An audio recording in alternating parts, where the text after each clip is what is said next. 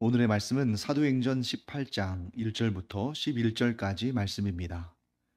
그 후에 바울이 아덴을 떠나 고린도에 이르러 아굴라라 하는 본도에서 난 유대인 한 사람을 만나니 글라우디오가 모든 유대인을 명하여 로마에서 떠나라 한 고로 그가 그 안에 브리스길라와 함께 이달리아로부터 새로 온지라.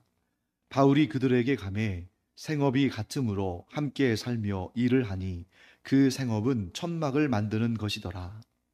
안식일마다 바울이 회당에서 강론하고 유대인과 헬라인을 권면하니라.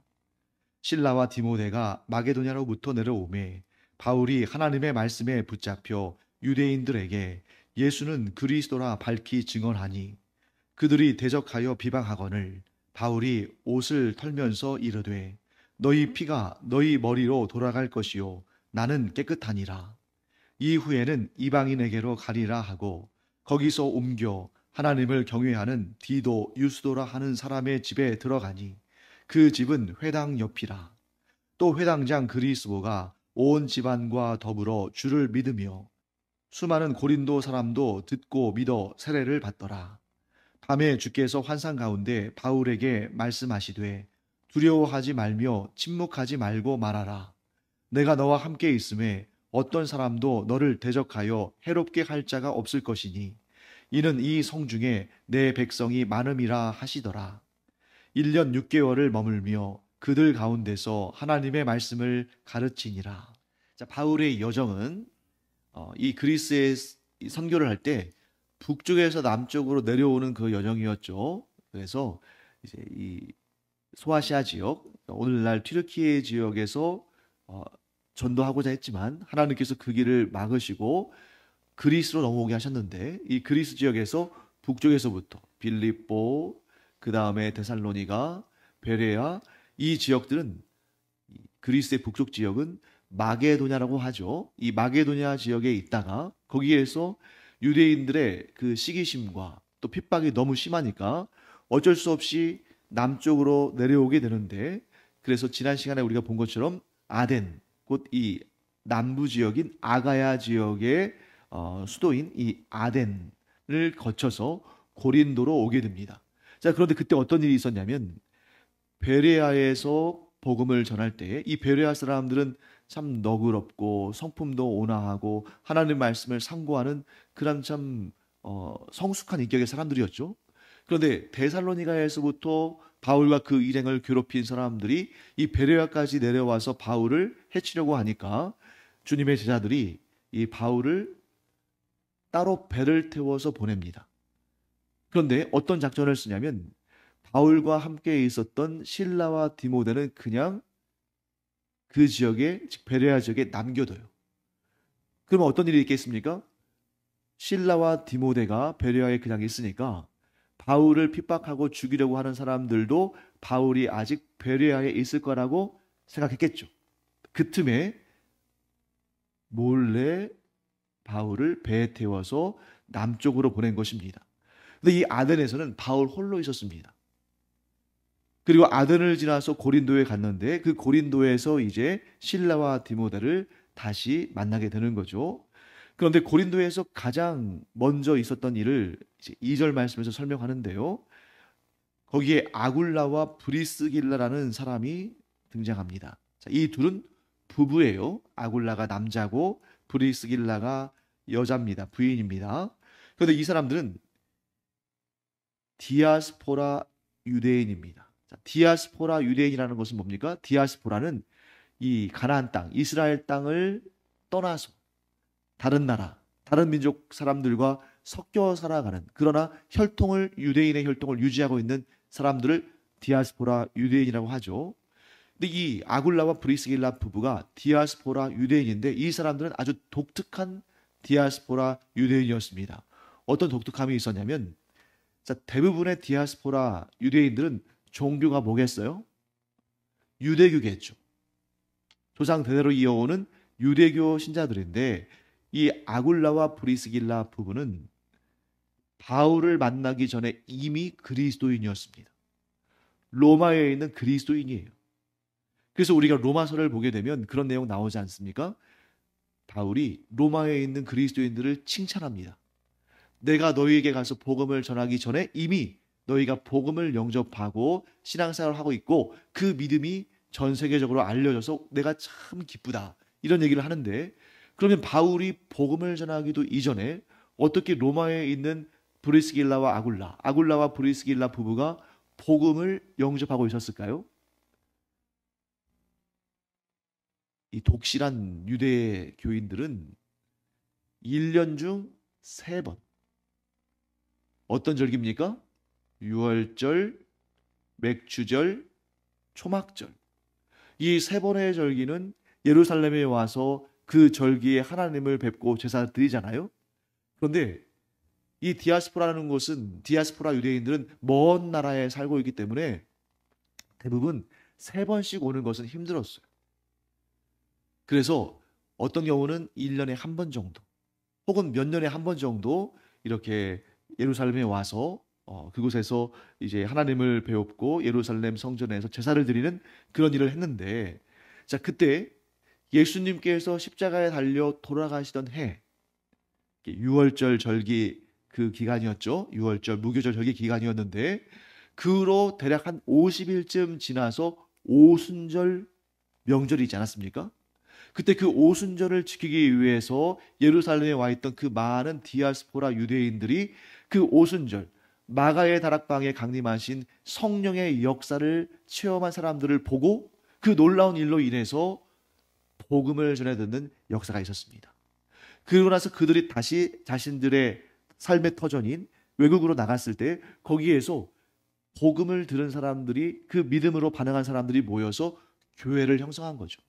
그러니까 아굴라와 브리스길라도 그때 오순절 명절 때에 예루살렘에 왔다가 복음을 들었거나, 혹은 오순절 명절 때에 예루살렘에 와서 복음을 들은 사람들을 통해서 복음을 들었겠죠. 그러면서 그들은 바울을 만나기 전에 이미 기독교 신앙을 가지고 있던 사람들이다. 자, 그런데 이들이 어떤 특징이 있었냐면 2절 말씀 중간쯤 보시면 글라우디오가 나오죠. 이 글라우디오는 로마의 황제입니다. 로마의 황제가 모든 유대인을 명하여 로마에서 떠나라. 자, 이게 어떤 일이냐면 로마에 있는 유대인들이 소란을 일으킨 적이 있었습니다. 무슨 소란일까요? 정확히 나오지 않잖아요. 그게 이제 역사에도 기록되어 있습니다. 자, 글라우디오 황제가 통치할 때 주후 49년경에 로마에 있는 유대인들이 소란을 피웠어요. 그들이 소란을 피울 일은 딱 하나밖에 없죠. 뭐겠습니까? 유대인들은 율법을 따르는 사람들인데 율법의 첫 번째 항목이 뭐예요? 하나님 외에 다른 신을 두지 말라. 하나님 외에 다른 신을 섬기지 말라. 그런데 이 글라우디오 황제도 자꾸 자기 자신을 신격화하고 그렇게 황제 숭배를 하도록 하니까 저항을 한 거죠. 그때 글라우디오 황제가 어떤 명령을 내렸습니까? 모든 유대인들은 로마에서 떠나라.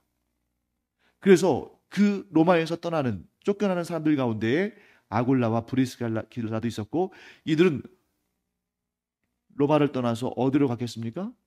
고린도로 간 거죠. 근데 마침 그곳에서 바울을 만난 것입니다. 그래서 바울이 그곳에서 이제 아굴라와 브리스길라와 함께 이제 만남을 가졌는데, 이들이 더 가까워진 그러한 이유들이 몇 가지가 있었죠. 자, 이들은 신분이 같습니다. 어떤 신분이에요? 유대인인데, 자, 외국 그리스의 고린도라는 곳에서 동족을 만났으니 반갑겠죠?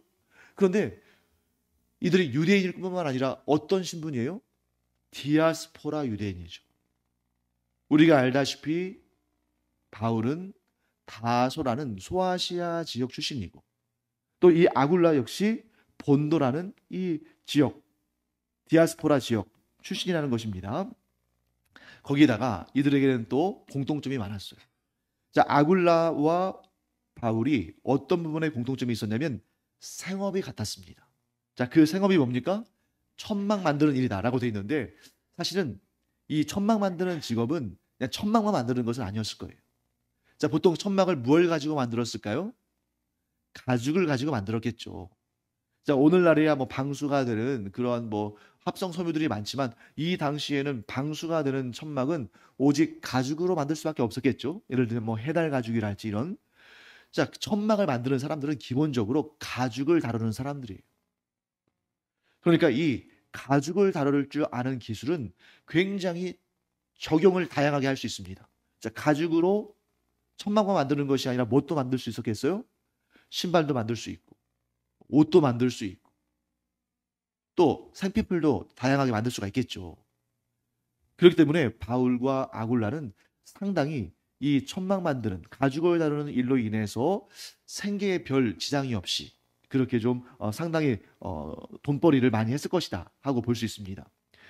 자, 그때 그럼 바울은 어떻게 해서 천막 만드는 기술을 가지게 되었을까? 성경에는 정확하게 나와 있지 않습니다. 그런데 사실 여러분들 보시기에 이 바울과 이 천막 만드는 기술은 좀 안 어울려 보이잖아요. 바울은 좀 학자에 가까운데 그가 또 바리새인으로서 당대 최고의 랍비였던 가말리엘 문화에서 공부했잖아요. 그러니까 이제 율법만 연구하고 가르치고 이런 일 한 것 같은데 천막 만드는 기술을 어떻게 얻게 됐을까? 그래서 어떤 학자는 이렇게 주장합니다. 어, 물론 이건 성경에 나와 있는 내용은 아니에요. 전승을 따라서 연구해 보면 바울의 할아버지, 바울의 할아버지가 천막 만드는 기술을 가지고 있는 사람이었는데 그가 디아스포라 유대인으로서 이 다소에서 살면서 그 다소에는 로마 군부대가 주둔하고 있었거든요. 로마 군부대가 주둔하고 있는데 이 군부대는 이 전투를 위해서 자주 출정을 가야 하잖아요. 근데 출정을 가는데 거기에다가 집을 짓고 살 수 없으니까 대부분의 경우에 군대가 출정, 즉 전투를 위해 나가면 뭘 소유하고 나갑니까? 천막을 가지고 가는 거죠. 우리식으로 따지면 이렇게 군 부대 안에 있을 때는 건물 안에 막사 안에 있지만 그런데 어디에 야외로 훈련을 나가거나 그러면 텐트를 가지고 가잖아요. 이런 것처럼 이 바울의 할아버지가 텐트, 즉 천막 만드는 기술을 가지고 있었는데 그것으로 로마 부대에 아주 큰 공로를 세워서 그것으로 인해서 로마 시민권을 상으로 받았을 것이다. 이렇게 주장하는 학자들이 있습니다. 그래서 바울 같은 경우는 태어나면서부터 로마 시민권을 받았거든요. 그러니까 다른 사람들은 보통 돈을 많이 들여서 그 돈을 뭐 예를 들어서 뭐 이 관리에게 뇌물로 주거나 이런 식으로 해가지고 로마 시민권을 사는데 이런 그 추론대로라면 바울은 이미 할아버지 때부터 로마 시민권을 가지고 있었기 때문에 자신은 태어나면서부터 로마 시민권을 가지게 된 것이죠. 자, 그것이 뭐 사실인지 아닌지 모르지만 그럴 가능성은 상당히 있죠. 자, 이처럼 바울은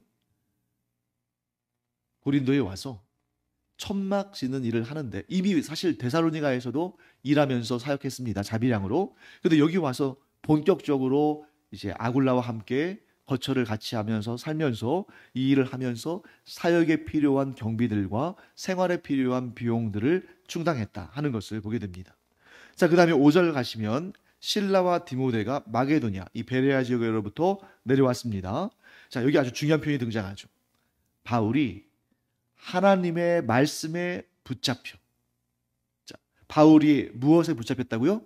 하나님의 말씀에 붙잡혀. 그 결과 유대인들에게 예수는 그리스도라 밝히 증언하니. 여러분 한번 생각해 보세요. 지금 2차 전도 여행을 하면서 빌립보에서부터 쭉 내려오는데 지금 내려오는 그 경로 가운데에 바울이 반대에 부딪히지 않은 핍박을 받지 않은 경우가 있습니까? 없습니까? 없다는 거예요. 계속해서 핍박을 받고 계속해서 대적을 받고 내려왔습니다. 자, 그 정도가 되면 이제 사람이 좀 낙심하기 쉽잖아요. 내가 이 주님의 명을 받고 이 귀한 복음을 전하고 있는데 왜 이렇게 가는 곳마다 반대에 부딪히고 가는 곳마다 이렇게 고통을 당하는가? 하나님께서 내가 이 복음 증거에 사역을 하는 것을 원치 않으시는가? 자, 그런데 그렇게 실족할 수도 있는 상황 가운데에 하나님의 말씀에 붙잡혀 있었기 때문에 하나님께서 계속 말씀해 주시는 거예요. 자, 여기에서 하나님의 말씀에 붙잡혔다는 것은 우리가 이렇게도 볼 수 있겠죠. 그러니까 성경을 우리가 늘 읽잖아요. 그러니까 성경 말씀을 읽고 깨닫고 읽고 깨닫고 이렇게 할 수도 있죠. 그것도 물론 중요한 부분입니다. 하지만 바울은 지금 어떤 상태냐면 그런 불안한 상황이 있을 때마다 하나님께 기도한 거예요. 어려운 상황이 있을 때마다 하나님을 간절히 구하고 하나님께 매달려서 기도한 것입니다. 그때마다 하나님께서 말씀해 주신 거예요. 어떤 말씀을 해주셨는가? 자, 그 내용이 구체적인 내용이 오늘 우리가 읽은 본문의 끝부분에 나오죠. 9절 말씀 볼까요? 밤에 주께서 환상 가운데 바울에게 말씀하시되, 자, 우리 함께 읽어보겠습니다.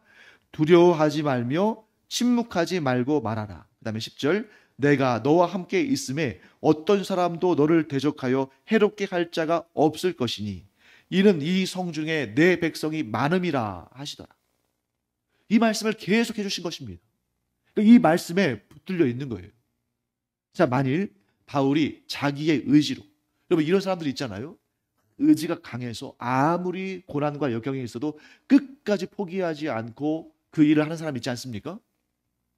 그런데 바울은 그렇게 자기 의지가 강한 면도 있겠지만 그것보다는 어떤 부분에 있어서 힘을 얻습니까? 늘 말씀하시는 하나님, 늘 격려하시는 하나님, 늘 감동을 주시는 하나님.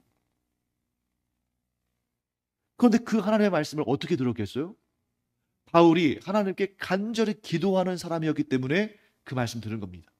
그러면 바울은 왜 하나님께 간절히 기도했을까요? 그에게 두렵고 고통스러운 상황이 있었으니까.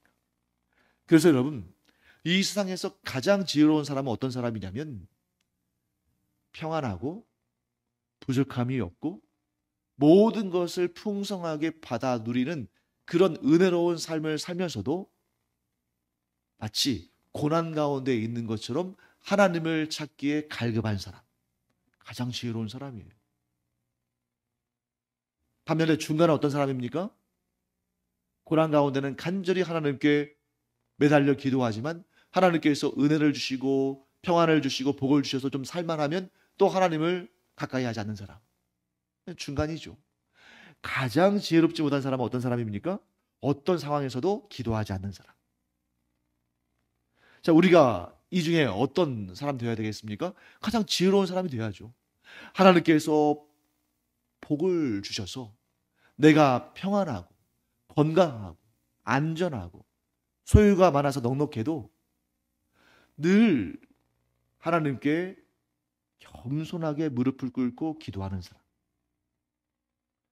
여러분, 제가 이 말씀 드리는 게 아닙니다. 하나님께서 은혜를 주시고 복을 주시고 평안하게 하시고 넉넉하게 하셨는데 늘 의심해서 하나님께서 이걸 언제 빼앗아 가실까? 하나님께서 이걸 다 언제 거두어 가실까? 그런 불안한 마음으로 하나님께 매달리는 것이 아니라 감사할 때는 감사하고 또 힘들 때는 힘들다고 하나님께 하소연도 하지만 항상 하나님을 향해서 채널이 열려 있는 사람. 언제나 기도하며 하나님의 은혜를 구하는 사람이 가장 지혜로운 사람이다 하는 것을 보게 됩니다. 하나님께서 이렇게 간절히 간구하는 바울에게 이 메시지를 주셨어요. 왜 주셨을까요? 바울이 두려워할 수밖에 없는 상황이라는 것 하나님께서 아신 것입니다. 바울이 하나님께 부르지 않아도 이미 하나님께서는 바울이 처한 상황이 그가 두려워할 수밖에 없는 상황이라는 거 아셨어요. 그럼에도 불구하고 하나님께서 침묵하지 말고 말하라, 침묵하지 말고 복음을 전하라 하신 이유는 무엇입니까? 그 모든 상황으로부터 내가 너를 지켜줄 것이다. 이렇게 말씀하시는 거죠. 자, 그때 오늘의 이 말씀은 구약 성경의 어떤 말씀과 어떤 내용과 이렇게 견주어 볼 수 있냐면 엘리야와 견주어 볼 수 있어요. 엘리야가 하나님의 귀한 종으로 참 놀라운 힘 있는 능력 있는 사역 감당하지 않았습니까? 그런데 그렇게 하나님께 붙들려서 참 놀라운 사역을 감당했던 엘리야지만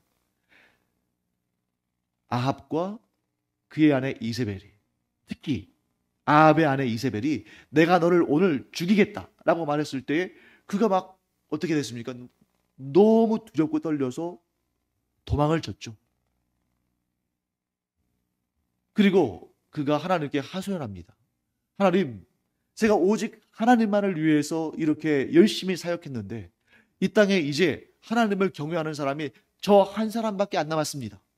그렇게 하소연했을 때 하나님께서 엘리야를 위로하시고 격려하시면서 뭐라고 말씀하십니까? 아니다. 내가 바알에게 무릎을 꿇지 않은 7천 명의 남은 자를 이곳에 남겨두었다. 그 말씀을 듣자 엘리야가 힘을 냈겠죠. 아, 나 한 사람이 아니구나. 나 혼자가 아니구나. 하나님께서 나와 같이 하나님을 경외하는 자를 7천 명이나 남겨두셨구나. 나는 이 땅에서 하나님을 경외하는 자가 나 한 사람인 줄 알고 낙심하고 실족할 뻔했는데 이 땅에 하나님을 경외하는 자가 7천 명이나 남아있구나. 새 힘을 얻은 것입니다. 바울도 마찬가지입니다. 꼭 자기 동족 유대인들이 자신이 복음을 전할 때마다 방해하고 괴롭히고 박해하고 죽이려고 할 때 사람이기 때문에 낙심하지 않겠습니까? 그런데 그때 하나님께서 그가 간절히 하나님께 부르짖으며 기도할 때에 기도 가운데에서도 말씀하시고 감동도 주시고 이렇게 환상 가운데서 나타나셔서 말씀하시면서 뭐라고 말씀하십니까? 두려워하지 말아라. 너를 대적할 자가, 너를 해칠 자가 없다. 왜냐하면 내가 너를 지켜줄 것이기 때문이다. 또한 이 성중에 내 백성이 많다. 내가 그들을 통해서도 너를 지켜줄 것이다.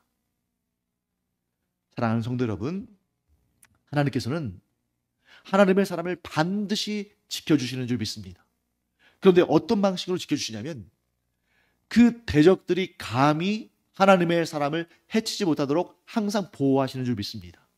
그런데 그때 또 어떤 방식을 사용하시냐면 하나님의 사람들이 서로를 지켜주고 보호하는, 어떤 때는 내가 나와 함께 신앙생활하는 다른 이들에게 위로를 받고 격려를 받고 힘을 얻고, 또 어떤 때는 내가 낙심하고 지치고 실족한 그 성도들을 또 위로해주고 격려해주고 응원해주고 복을 빌어줌으로 말미암아 이렇게 서로 힘을 얻고 서로 보호하고 서로 이끌어주고 서로 격려하도록 하나님께서 우리를 사용하시는 줄 믿습니다.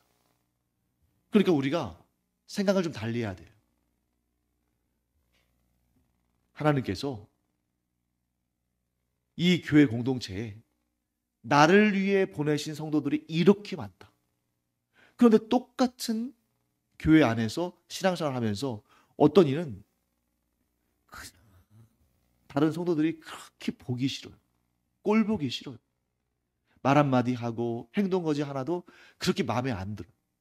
그러면 하나님께서 위로하고 격려하고 힘이 되고 보호하시도록 그러한 하나님의 도구로 보낸 그 성도들이 원수가 되고 나의 대적자가 되는 거겠죠. 또 나도 그들에게 그렇게 되는 것이고. 사랑하는 성도 여러분, 이 교회 공동체 안에 있는 모든 성도는 하나님께서 우리에게 복으로 주신 사람들인 줄 믿습니다. 또한 거기서 그치면 안 되죠. 나 또한 그들에게 복으로 하나님께서 보내신 사람이다. 그래서 우리가 얼마 이 땅에서 이 교회 공동체 안에서 신앙생활하는 거 얼마나 짧은 순간입니까? 우리가 나중에 이제 육신의 장막을 벗고 천국에 가면 그때는 그 하나님 앞에서 그 모든 성도들이 영원토록 함께 있을 거예요. 시간의 제한이 없습니다. 그런데 이 땅에서의 교회 공동체 안에 성도의 공동체는 시간이 아주 짧아요. 그 짧은 시간 동안에 우리가 서로 힘이 되어주고 위로가 되고 격려가 되고 그래서 함께 하나님의 일을 하고 또 누군가가 힘들고 고통스러울 때는 새 힘을 불어넣어주고 또 내가 힘들고 고통스러울 때는 성도들을 통해서 하나님께서 새 힘을 나에게 주시는데 이 아름다운 관계를 이루지 못하고 서로 미워하고 다투고 원망하고 불평한다면 얼마나 안타까운 일인가. 그러므로 우리가 이제 2024년을 마무리하고 2025년을 시작하면서 우리 교회 공동체 안에 일단 내 가정 안에 이 가족들, 이 교회 공동체 안에 이 성도들, 하나님께서 나에게 복으로 주신 귀한 지체들이구나. 또한 나를 그들에게 복으로 보내셨구나 하는 것을 깨닫는 우리가 되기를 간절히 축원합니다. 이 깨달음을 갖는 자만이 제대로 누릴 수가 있어요. 그런데 이 깨달음을 갖지 못하면 누릴 것이 지천인데 하나도 누리지 못하게 되는 것입니다. 우리가 서로서로 복이 되어주는 그런 아름답고 복된 공동체 되기를 간절히 축원합니다. 기도하겠습니다. 하나님, 엘리야에게도 바울에게도 하나님의 백성들이 있음을 알리심으로 새 힘을 얻게 하신 하나님, 저희들에게도 하나님께서 너무나 귀한 복으로 주신 귀한 하나님의 백성들, 하나님의 자녀들, 그리스도인들이 이렇게 많은데 감사하지 못하고 오히려 서로 다투고 분열하고 싸웠다면 저희들 회개합니다.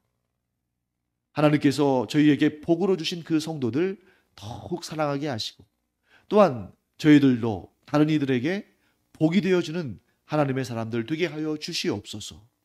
감사드리며 예수님의 이름으로 축복하며 기도합니다. 아멘.